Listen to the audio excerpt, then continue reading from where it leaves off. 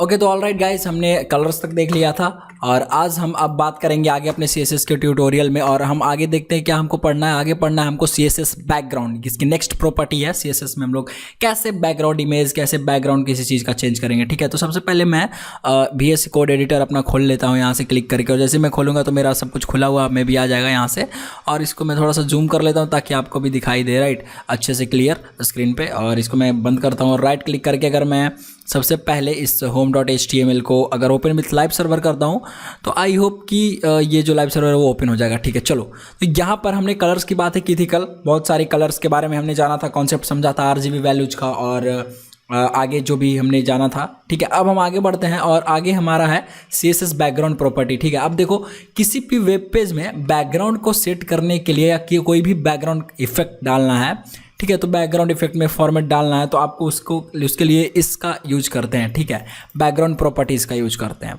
अब इसी में आपको बैकग्राउंड कलर डालना है, बैकग्राउंड इमेज डालना है, क्या डालना है वो सब सारी चीज़ें हम लोग सीखेंगे। देखो तो सबसे पहले बैकग्राउंड कलर, ठीक है, ये जो है इस प्रॉपर्टी से बैकग्राउंड कलर डाला जाता है। देखो जैसे ये आप देख रहे हो, ठीक है, सपोज कीजिए कि मैं यहाँ पर ये जो हमारा लिखा हुआ है ना पैराग्राफ और ये जो भी हमारा है पैराग्राफ और हेडिंग, और एक और पैराग्राफ मैं बनाऊंगा। ठीक है, एक और पैराग्राफ और इसमें फिर से लिखता हूँ मैं लोरियम।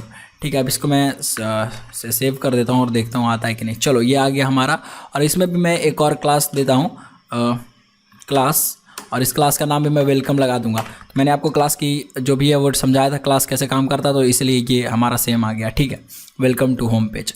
अब देखो मैं करूँगा क्या इसमें कि सबसे पहले है कि बैकग्राउंड कलर। ठीक है, तो अब ये बैकग्राउंड कलर जो प्रॉपर्टी है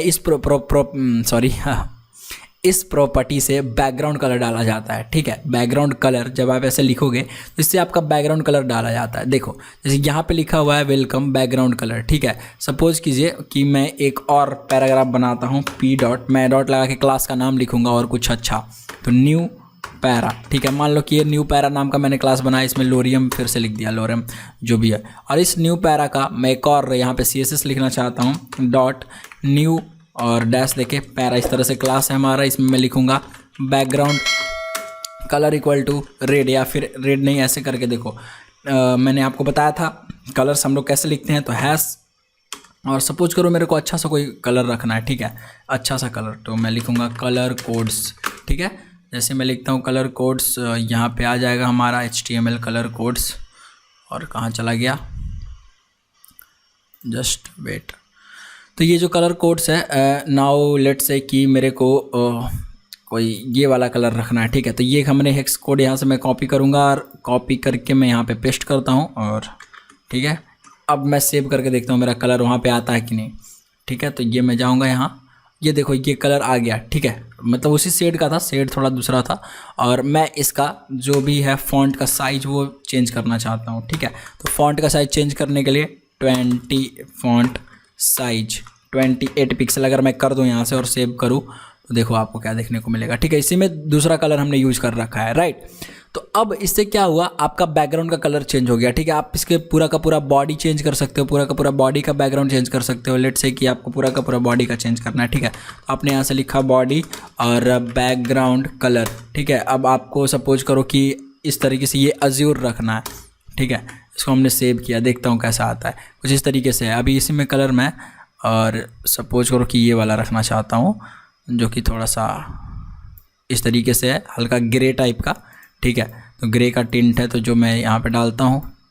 ठीक है, अब इसको सेव करते हैं और देखते हैं, तो ये देखो इसका जो बैकग्राउंड का कलर है वो कुछ इस तरीके से चेंज हो गया है। तो अब हम आगे बढ़ते हैं। बैकग्राउंड कलर तो हमने देख लिया कि क्या करती है। दूसरा है बैकग्राउंड इमेज। अब सपोज करो कि आपको बैकग्राउंड में इमेज डालना है। ठीक है, तो क्या करोगे, तो मैं अगर बॉडी में अपना इमेज डालना चाहता हूं तो देखो इस प्रॉपर्टी से बैकग्राउंड इमेज जब ऐसे लिखोगे तो आपको क्या करना पड़ेगा कि बैकग्राउंड इमेज आप लगा सकते हो। इसके बैकग्राउंड में आप बैकग्राउंड को इमेज को सेट करना है, तो उसके लिए बैकग्राउंड इमेज सेट करते हैं कि इस प्रॉपर्टी से किसी भी एलिमेंट में बैकग्राउंड के रूप में कोई भी इमेज या फोटो को हम लोग सेट कर सकते हैं। सपोज कीजिए इसको कलर को हमको कमेंट कर देना है। ठीक है, तो मैं इसको कमेंट कर देता हूँ और एंटर लेता हूँ। यहाँ पे मैं लिखूँगा बैकग्राउंड अगर इमेज, देखो बैकग्राउंड इमेज अगर मैं लिखता हूँ और मैं URL लिखूँगा, सॉरी नॉट दिस URL, और URL को कुछ इस तरीके से मैं लिखना चाहूँगा। ठीक है, अब URL में मेरे को तो बॉडी इसमें क्या चाहिए, इमेज का URL, मतलब कि वो कहाँ पे है, उसका पाथ कौन से फोल्डर में है, ठीक है। तो सपोज कीजिए यहाँ पे है नहीं, तो मैं इसको क्या करूँगा सबसे पहले तो कि इस ट्यूटोरियल में मैं जाऊँगा CSS ट्यूट्स में, और हमारा एक मैं यहाँ पे फोल्डर बनाऊँगा IMG करके, ठीक है। यहाँ पे इमेज, अब कोई इमेज हम यहाँ से रख लेते हैं इसमें, ठीक है। ओके गाइस, तो सपोज करो कि हमारे पास ये इमेज है, हमने एक फोल्डर बना के इसमें इमेज अपना पेस्ट कर लिया, और सपोज कीजिए ये हमारा इमेज है, ठीक है। अब आपको इसमें से कोई इमेज लगाना है, और लेट्स से कि मैं ये वेब वाला इमेज लगाना चाहता हूँ अपने बैकग्राउंड में, ठीक है। तो अब क्या करेंगे कि यहाँ पे इस तरीके से लिखेंगे बैकग्राउंड इमेज, और ये गलत है, और यहाँ पे हम लिखेंगे इसमें पाथ डालेंगे। तो इसमें मैं इसी फोल्डर में रहना चाहता हूँ तो 1 डॉट, अगर फोल्डर से बाहर जाना है तो आपको 2 डॉट लिखना है, ठीक है। तो हमको फोल्डर से बाहर नहीं जाना है, इसी फोल्डर में रहना है, इसलिए 1 डॉट, और इस तरीके से हम स्लैश देंगे। स्लैश देने के बाद IMG फोल्डर में जाना है, फिर स्लैश देना है एक और फॉरवर्ड स्लैश, और मेरे को देखना है कि मैं कौन सा रखना चाहता हूँ। तो मेरे को रखना है वेब, ओके, वेब वाला, ये वाला वेब, और इसको मैं सेव करता हूँ।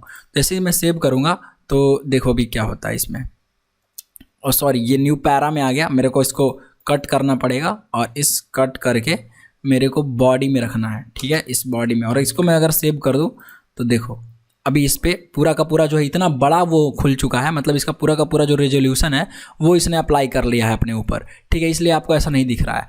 अब क्या करेंगे हम कि यहाँ से आगे जाएंगे तो इसकी और प्रॉपर्टीज़ देखेंगे, ठीक है। आगे हम और प्रॉपर्टीज़ देखते हैं। तो सपोज़ कीजिए कि अगर मैं यहाँ से आपको नेक्स्ट में ले चलूँ बैकग्राउंड इमेज के बाद, अभी वो इमेज लग चुका है, ठीक है, आपको दिख नहीं रहा है, वो बड़ा है इसलिए नहीं दिख रहा है। सपोज करो कि मैं कोई दूसरा इमेज वहाँ पे ले जाता हूँ, ठीक है, लेट से ओके। तो जैसे यहाँ पे मैंने एक और दूसरा इमेज लिया है, ठीक है, थंबनेल करके, तो ये देखो thumbnail.png अगर मैं करता हूँ तो अब देखो इसी पे पूरा का पूरा जो है वो वेब, मतलब जो भी मैं बना रहा था, ठीक है, वेबसाइट, तो उस वेब पेज पे मेरा पूरा का पूरा ये लग गया, ठीक है। अब यहाँ से देखो यहाँ से रिपीट हो रहा है, अब इसका मैं आगे बताऊंगा ये क्या काम करता है, कैसे काम करता है, ठीक है। तो सपोज कीजिए ये मैंने इमेज लगा दिया, अब इस इमेज में देखो आपको ये सब गंदा दिख रहा है, तो इसको मैं गंदा नहीं दिखाना चाहूँगा, मैं इसको और अच्छा करना चाहूँगा। यही तो CSS है, आपको अच्छे तरीके से अट्रैक्टिव बनाना है, ठीक है।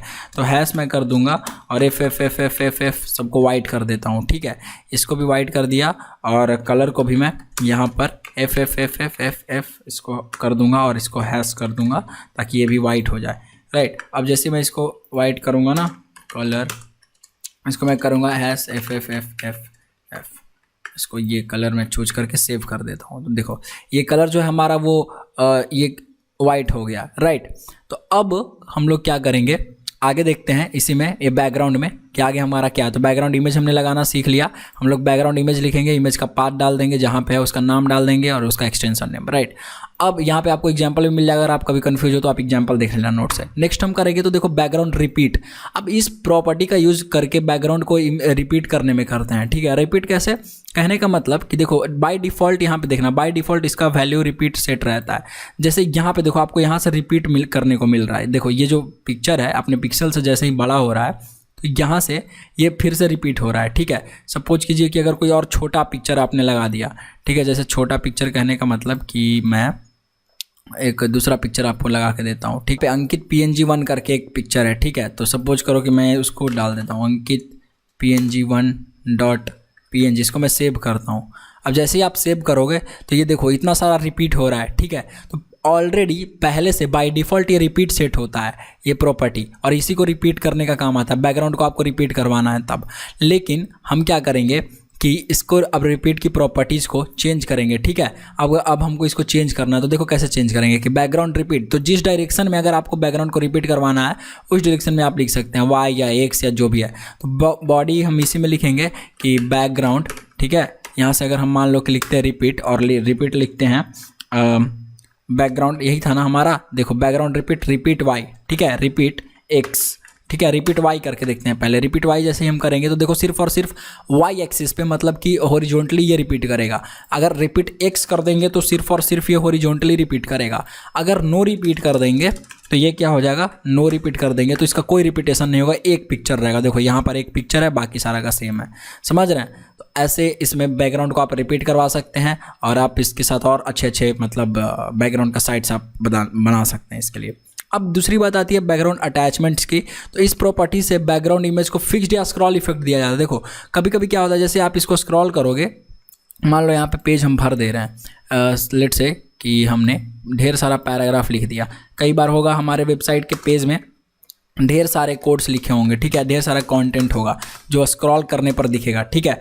अब इसको हम सेव कर रहे हैं, इसको स्क्रॉल कर रहे हैं हम, तो देखिए ये जो अभी क्या हो रहा है, इस कलर को मैं ब्लैक कर देता हूँ, ठीक है, एक्चुअली ब्लैक, यहाँ भी ब्लैक, ऊपर भी ब्लैक। अब इसको अगर मैं सेव करूं तो आप देखो अभी ब्लैक ब्लैक सब आपको दिख रहा है, राइट, अभी तक ठीक है। अभी एक बार ये जो कलर है वो आपका देखने को हमको मिल रहा है, जो पिक्चर है एक बार सिर्फ और सिर्फ रिपीट हो रहा है। जैसे अगर मैं नो रिपीट करूँगा मतलब तो वो एक बार अभी ठीक है। अब मैं नीचे कर रहा हूँ तो चाहता हूँ कि मैं स्क्रॉल करूँ तो ये भी जो है वो साथ साथ स्क्रॉल हो या फिक्स हो, इस तरीके से आप फिक्स करना चाहते हैं तो बैकग्राउंड अटैचमेंट आप लिख सकते हैं और यहाँ पर लिखिए बैकग्राउंड अटैचमेंट, ठीक है, बैकग्राउंड अटैचमेंट, और यहाँ अटैचमेंट को फिक्स्ड कर दें, ठीक है। और जैसे हम फिक्स करके सेव करेंगे तो देखना क्या होगा, अब जो हमारा पिक्चर है वो क्या है एक जगह फिक्स हो चुका है, ठीक है। तो इस तरीके से आप इसमें बैकग्राउंड अटैचमेंट को यूज कर सकते हैं। अगर स्क्रॉल करवाना है तो हम इसको स्क्रॉल कर देंगे और बाय डिफ़ॉल्ट ये स्क्रॉल ही रहता है, तो आप इसको ऊपर नीचे करोगे तो ये अपने हिसाब से स्क्रॉल हो जाएगा, राइट। तो ये आपका आप फिक्स कर सकते हो और स्क्रॉल कर सकते हो, ये चीज़ें चेंज कर सकते हो। तो ये भी हमने देख लिया। नेक्स्ट प्रॉपर्टी की बात करते हैं, तो नेक्स्ट प्रॉपर्टी हम देखते हैं क्या होता है इसमें, बैकग्राउंड पोजीशन, ठीक है। ये वैल्यू जो होती है स्क्रॉल फिक्स आप बारी बारी से एक एक दो दो करके यूज कर लेना, बाकी स्क्रॉल और फिक्स आपको जहाँ ज़्यादा यूज करने को मिलेगा, ठीक है। अब बैकग्राउंड पोजीशन की बात करें तो देखो सेंटर में आपको लाना है या लेफ्ट में लाना है या राइट में लाना है, तो टॉप में लाना है कि बॉटम में लाना है, उस तरीके से आपको फिक्स करना होता है। तो आप बैकग्राउंड पोजीशन यूज करते हो। मान लो स्क्रॉल हमने यूज किया, बैकग्राउंड पोजीशन, देखो बैकग्राउंड पोजीशन, ठीक है। बैकग्राउंड पोजीशन आप लेट से कि मेरे को करना है टॉप या फिर सेंटर, लेट से सेंटर, इसको मैंने सेव किया सेंटर करके। ये देखिए अब पेज के बीचों बीच जितना बड़ा आपका कंटेंट होगा, पेरेंट कंटेंट, उसके बीच आपका ये आ जाएगा, ठीक है। तो ये हमको यहाँ पे देखने को मिल रहा है बीच में, ठीक है। अब जैसे बीच में आपको देखने को मिल रहा है तो